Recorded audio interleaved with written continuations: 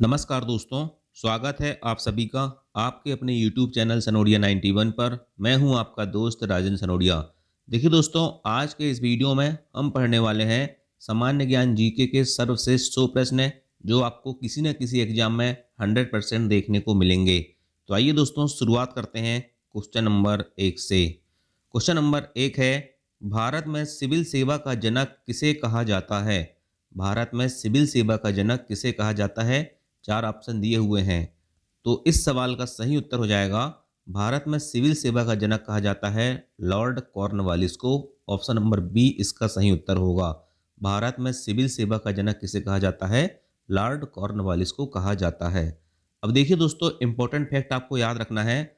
यदि आपसे कभी पूछे कि भारतीय प्रेस का मुक्तिदाता किसे कहा जाता है, तो चार्ल्स मेट को आपको कहा जाता है भारतीय प्रेस का मुक्तिदाता। और भी मैंने बताया कि भारत में नागरिक सेवा का जनक किसे कहा जाता है, तो वो कहा जाता है लॉर्ड कॉर्नवालिस को, है ना। अगर आपसे पूछे कि भारत में स्थानीय स्वशासन का जनक किसे कहा जाता है, ठीक है, तो इसका सही उत्तर होगा लॉर्ड रिपन। भारत में स्थानीय स्वशासन का जनक लॉर्ड रिपन को कहा जाता है और भारत में सिविल सेवा का जनक लॉर्ड मेयो को कहा जाता है। ठीक है, याद रखना, भारतीय प्रेस का मुक्तिदाता चार्ल्स मेटकॉफ, भारत में नागरिक सेवा का जनक लॉर्ड कॉर्नवालिस, भारत में स्थानीय स्वशासन का जनक लॉर्ड रिपन और भारत में सिविल सेवा का जनक लॉर्ड मेयो को कहा जाता है। नेक्स्ट क्वेश्चन देखते हैं, क्वेश्चन नंबर 2। भारतीय राष्ट्रीय कांग्रेस की प्रथम भारतीय महिला अध्यक्ष कौन थी? चार ऑप्शन दिए हुए हैं। Annie Besant, Sarojini Naidu, Sucheta Kripalani, B S Rama Devi. आप अपना आंसर सही क्लिक कर सकते हैं। मैं आपको 5 सेकंड का समय जरूर दूंगा। 1 2 3 4 5। तो दोस्तों, आपने अपना आंसर सही क्लिक कर लिया होगा। तो इस सवाल का सही उत्तर होगा, भारतीय राष्ट्रीय कांग्रेस की प्रथम भारतीय महिला अध्यक्ष थी Sarojini Naidu. Option number B इसका सही उत्तर होगा। कई लोगों ने इसका आंसर ऑप्शन नंबर ए सही गया होगा, एनी बिसेंट। लेकिन इसी पॉइंट में हमें क्या होता है, कन्फ्यूजन होता है और एग्जाम में जाके हम क्वेश्चन गलत करते हैं। तो पूरे ध्यान से वीडियो को पढ़ना चाहिए। तो देखिए दोस्तों, याद रखना, भारतीय राष्ट्रीय कांग्रेस की स्थापना होती है, सबसे पहली बात तो याद रखना, 1885 में। और कौन करता है? सर ए यो ह्यूम करते हैं। ठीक है, याद रखना, भारतीय राष्ट्रीय कांग्रेस के प्रथम अध्यक्ष बनते हैं व्योमेश चंद्र बनर्जी। स्थापना कौन करता है? सर ए ओ ह्यूम करते हैं, लेकिन प्रथम अध्यक्ष बनते हैं व्योमेश चंद्र बनर्जी। प्रथम मुस्लिम अध्यक्ष कौन रहते हैं भारतीय राष्ट्रीय कांग्रेस के? बदरुद्दीन तैयब जी। प्रथम अंग्रेज अध्यक्ष कौन बनते हैं? जॉर्ज यूल बनते हैं। और प्रथम महिला अध्यक्ष कौन बनती हैं? तो एनी बिसेंट बनती हैं। परंतु प्रथम भारतीय महिला अध्यक्ष जो बनती हैं वो बनती हैं सरोजिनी नायडू। याद रखना, अगर आपसे प्रथम महिला अध्यक्ष पूछे तो एनी बिसेंट, ठीक है, लेकिन प्रथम भारतीय महिला अध्यक्ष पूछे तो सरोजिनी नायडू उसका सही उत्तर होगा। अगर आपसे पूछे कि भारतीय राष्ट्रीय कांग्रेस के आज़ादी के समय अध्यक्ष कौन थे, तो जे बी कृपलानी थे। और अगर आपसे पूछे कि भारतीय राष्ट्रीय कांग्रेस से सबसे युवा अध्यक्ष कौन बने, तो अबुल कलाम आज़ाद बनते हैं भारत के सबसे युवा अध्यक्ष भारतीय राष्ट्रीय कांग्रेस के। और ये अबुल कलाम आज़ाद कौन थे, कमेंट करके जरूर बताना। भारत की जो पहली मंत्रिपरिषद थी उसमें कौन से विभाग के ये मंत्री थे। नेक्स्ट क्वेश्चन देखते हैं। विजयनगर साम्राज्य का सबसे प्रसिद्ध और लोकप्रिय वाद्य यंत्र कौन सा था? तो विजयनगर साम्राज्य का सबसे प्रसिद्ध और लोकप्रिय वाद्य यंत्र कौन सा था? वीणा था। ऑप्शन नंबर ए इसका सही उत्तर होगा। अब देखिए दोस्तों, इंपॉर्टेंट फैक्ट विजयनगर साम्राज्य जिनसे क्वेश्चन आते हैं। विजयनगर साम्राज्य की स्थापना सबसे पहली बात 1336 में हुई थी, इस बात को याद रखना। और हरिहर एवं बुक्का नामक दो भाइयों ने विजयनगर साम्राज्य की स्थापना की थी। विजयनगर साम्राज्य की राजधानी का नाम था हम्पी। क्या था? हम्पी। और विजयनगर साम्राज्य के जो खंडहर मिले हैं वो मिले हैं तुंगभद्रा नदी के किनारे। किस नदी के किनारे? तुंगभद्रा नदी के किनारे। और विजयनगर साम्राज्य की राजभाषा थी तेलुगु। क्या थी? तेलुगु थी। इटली का यात्री था निकोलो कांटी। ठीक है, ये विजयनगर की यात्रा पर देवराय प्रथम के शासनकाल में आया था। ये क्वेश्चन भी पूछा जाता है कि प्रसिद्ध इटालवी यात्री निकोलो कांटी किसके समय में विजयनगर की यात्रा पर आया था? तो देवराय प्रथम के शासनकाल में आया था। विजयनगर साम्राज्य का सबसे प्रसिद्ध और लोकप्रिय वाद्य यंत्र को अभी बताया मैंने, वीणा था। याद रखना, विजयनगर साम्राज्य का प्रमुख राज्य उत्सव जो था ये महानवमी का त्यौहार था। ये क्वेश्चन भी पूछा जाता है। और यदि आपसे पूछे कि विजयनगर साम्राज्य की चित्रकला को क्या कहा जाता था, तो लिपाक्षी कला कहा जाता था। ये सारे फैक्ट बहुत इंपॉर्टेंट हैं, हर फैक्ट एक क्वेश्चन के बराबर है। नेक्स्ट क्वेश्चन देखते हैं। बुद्ध के जन्म के पूर्व 6वीं शताब्दी ईसा पूर्व भारत में कितने महाजनपद थे? तो याद रखना, बुद्ध के जन्म के पूर्व 6वीं शताब्दी ईसा पूर्व भारत में 16 महाजनपद थे। ऑप्शन नंबर सी इसका सही उत्तर होगा। अब देखिए दोस्तों, 16 महाजनपद तो अभी मैं नहीं बताऊंगा आपको, क्योंकि कन्फ्यूजन हो जाता। इसलिए जो सबसे ज़्यादा इंपॉर्टेंट क्वेश्चन जो पूछे जाते हैं इस टॉपिक से, याद रखना, बुद्ध के जन्म के पूर्व 6वीं शताब्दी ईसा पूर्व में भारत में 16 महाजनपद थे। और ये महाजनपद की जो जानकारी मिलती है, ये मिलती है बौद्ध ग्रंथ अंगुत्तर निकाय से। ये क्वेश्चन पूछा जाता है कि महाजनपद की जानकारी किस बौद्ध ग्रंथ से मिलती है, तो अंगुत्तर निकाय से मिलती है। दक्षिण भारत का एकमात्र महाजनपद था, ये फैक्ट आपको याद रखना है, जिसका नाम था असमक। क्या था? दक्षिण भारत का एकमात्र महाजनपद था असमक, और इसकी राजधानी थी पोटली। और पोटली कहाँ पर है? ये गोदावरी नदी का जो क्षेत्र है, वहीं पर ये दक्षिण भारत का एकमात्र महाजनपद था। नेक्स्ट क्वेश्चन देखते हैं। भूगोल का जनक किसे कहा जाता है? तो भूगोल का जनक कहा जाता है हेकेटियस को। ऑप्शन नंबर ए इसका सही उत्तर होगा। भूगोल का जनक किसे कहा जाता है? हेकेटियस को कहा जाता है। अब देखिए, भूगोल का जनक तो बता दिया मैंने, हेकेटियस। ये अनेक्जिमेंडर जो है, ये विश्व मानचित्र के निर्माण करता थे। इन्होंने वर्ल्ड का मैप बनाया था सबसे पहले। और मार्टिन बेहम जो है, इन्होंने विश्व ग्लोब का निर्माण किया था। और ये इरेटोस्थनीज थे, ये सर्वप्रथम भूगोल शब्द का प्रयोग इन्होंने किया था। ये चारों क्वेश्चन इतने इंपॉर्टेंट हैं कि कई बार एग्जाम में पूछे गए हैं। ठीक है, डिफरेंट डिफरेंट एग्जाम में कोई ना कोई क्वेश्चन आपको 100% चार फैक्ट में से देखने को जरूर मिलेगा। नेक्स्ट क्वेश्चन देखते हैं। बुशमैन जनजाति कहाँ पर पाई जाती है? तो बुशमैन जनजाति पाई जाती है, ऑप्शन नंबर सी, कालाहारी मरुस्थल पे बुशमैन जनजाति पाई जाती है। अब देखिए, रेड इंडियन जो है, ये उत्तरी अमेरिका कनाडा में पाई जाती है। माओरी जनजाति जो है न्यूजीलैंड में पाई जाती है।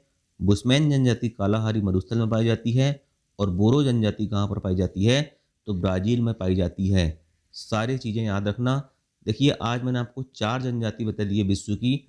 अगले वीडियो में जब हम एमसीक्यू की प्रैक्टिस करेंगे, तो वहाँ पर डिफरेंट प्रकार की 4 कर लेंगे। ठीक है, जो एग्जाम में पूछे जाती है और आगे भी पूछे जाने की संभावना रहती है। इसलिए वीडियो आपको रेगुलर और कंटिन्यू देखना होगा। चलिए नेक्स्ट क्वेश्चन देखते हैं। किस महाद्वीप में एक भी मरुस्थल नहीं है? तो याद रखना, इसका सही उत्तर हो जाएगा option number B, Europe. Europe एक ऐसा महाद्वीप है जहां एक भी मरुस्थल नहीं है। याद रखना दोस्तों, विश्व का सबसे बड़ा मरुस्थल आपसे पूछे तो अंटार्कटिका है। कल मैंने आपको सहारा बताया था, लेकिन वहाँ ऑप्शन में अंटार्कटिका नहीं था, इसलिए वहाँ पर हमने सहारा किए थे। लेकिन अगर आपको विश्व का सबसे बड़ा मरुस्थल पूछे और उसमें अंटार्कटिका का नाम रहे, तो अंटार्कटिका उसका सही उत्तर होगा। विश्व का सबसे बड़ा उष्ण मरुस्थल है सहारा मरुस्थल। विश्व का सबसे शुष्क मरुस्थल है अटाकामा मरुस्थल। और विश्व के जो सभी मरुस्थल है, याद रखना, 30 डिग्री से लेकर 40 डिग्री अक्षांश के मध्य पाए जाते हैं। ये क्वेश्चन भी बहुत इंपॉर्टेंट है। मरुस्थल जो है कितने डिग्री के बीच पाए जाते हैं? 30 से लेकर 40 डिग्री के मध्य पाए जाते हैं। और यूरोप महाद्वीप में एक भी मरुस्थल नहीं है। चलिए भाई, नेक्स्ट क्वेश्चन देखते हैं। Question number 8। विश्व का सबसे बड़ा भू आवेष्टित देश कौन सा है? तो इसका सही उत्तर हो जाएगा कजाकिस्तान। विश्व का सबसे बड़ा भू आवेष्टित देश कजाकिस्तान है।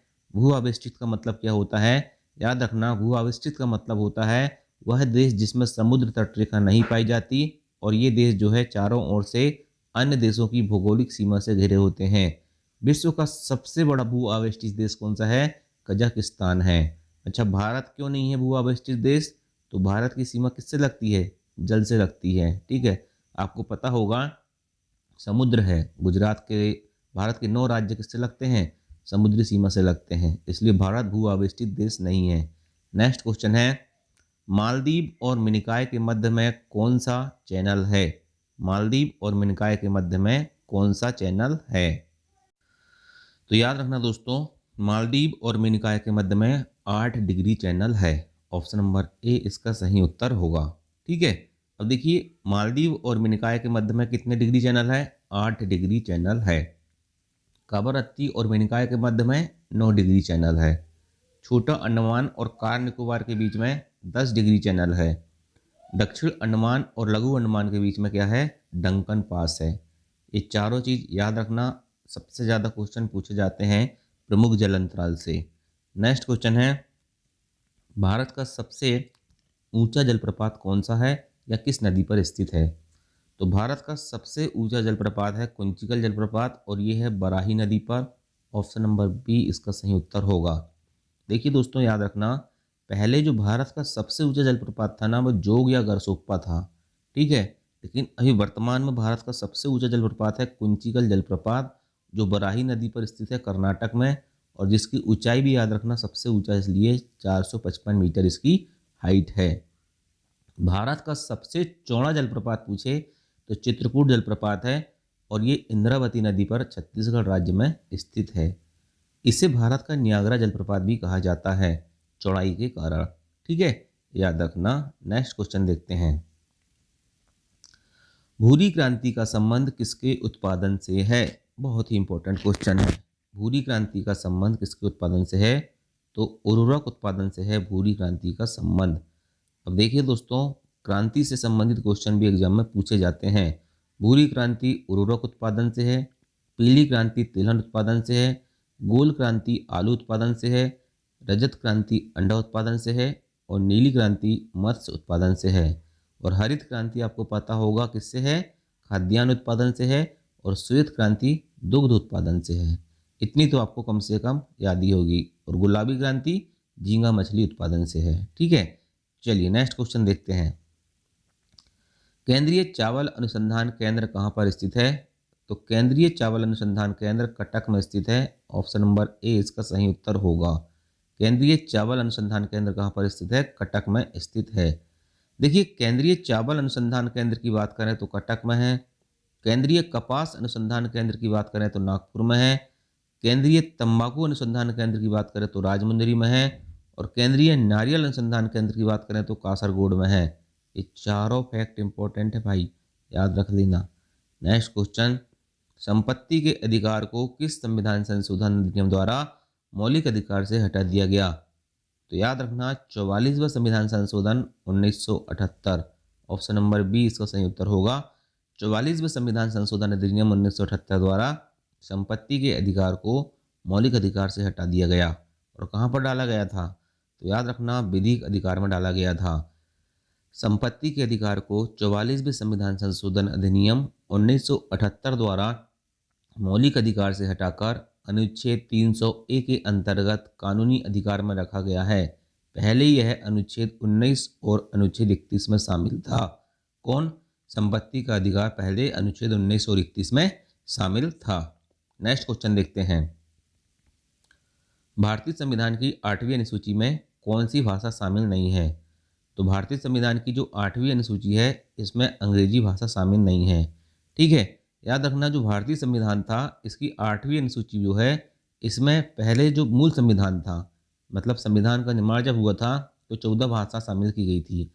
बाद में इसमें धीरे धीरे भाषाएं जोड़ दी गई और वर्तमान में 22 भाषा हो चुकी हैं। अब 22 भाषा कौन कौन सी, सबके नाम लिख रहा हूँ मैं। असमिया, बंगाली, गुजराती, हिंदी, कन्नड़, कश्मीरी, मराठी, मलयालम, उड़िया, पंजाबी, संस्कृत, तमिल, तेलुगु, उर्दू, सिंधी, कोंकणी, मणिपुरी, नेपाली, बोडो, सिगरी, मैथिली, संताली। अगर 2-3 बार आप इनको रीड करोगे ना माइंड में, तो और ऐसा क्वेश्चन कभी भी पूछा जाएगा कि कौन सी शामिल है या कौन सी शामिल नहीं है, तो आप सॉल्व कर दोगे, ठीक है। चलिए नेक्स्ट क्वेश्चन है, भारतीय संविधान की 8वीं अनुसूची में सिंधी भाषा को कब शामिल किया गया था? तो सिंधी भाषा को 1967 में शामिल किया गया था। ऑप्शन नंबर ए इसका सही उत्तर होगा। अब देखिए, 21वां संविधान संशोधन 1967 हुआ, इसमें सिंधी भाषा को जोड़ा गया। 71वां संविधान संशोधन अधिनियम 1992 में हुआ, इसमें कोंकणी, मणिपुरी और नेपाली को जोड़ा गया। और 92वां संविधान संशोधन 2003 में हुआ, इसमें बोडो, डोगरी, मैथिली और संथाली 4 भाषाओं को जोड़ा गया। इस प्रकार से 4 और 3 7 और 1 8, और मूल संविधान की 14 और 8 कितनी हो गई? 22 भाषाएं संविधान की 8वीं अनुसूची में शामिल हैं। नेक्स्ट क्वेश्चन, भारत में डिजिटल इंडिया की शुरुआत कब की गई थी? तो 1 जनवरी 2015, 1 जुलाई 2015, 1 जनवरी 2016 या 1 जुलाई 2016? बताइए। भारत में डिजिटल इंडिया की शुरुआत होती है 1 जुलाई 2015 को। ऑप्शन नंबर 20 का सही उत्तर होगा। याद रखना 1 जनवरी 2015 नहीं होगा, है ना।